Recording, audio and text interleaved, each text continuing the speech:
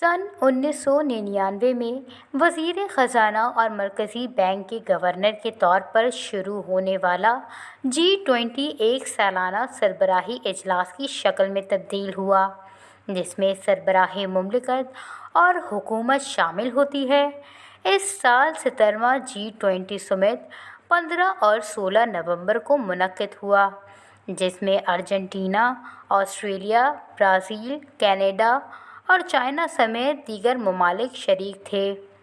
इंडोनेशियाई G20 presidency theme recover together recover stronger का मकसद एक मजबूत और जामे आलमी बहाली और तरक्की के एजेंडे को आगे बढ़ाने के लिए मरबूत इक़दामात करना है, जो बेहतरीन मुलाज़मतें और तरक्की फराहम करे।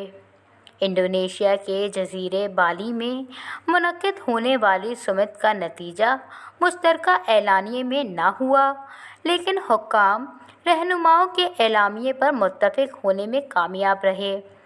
G20 समिट के इख्तिताम पज़ीर होने पर इंडोनेशिया के सदर से हिंदुस्तान के वज़ीर आज़म नरेंद्र मोदी ने G20 सरबराही इजलास 2023 की प्रेसिडेंसी वसूल की, क्योंकि आने वाले साल में G20 समिट की सदारत हिंदुस्तान संभालेगा।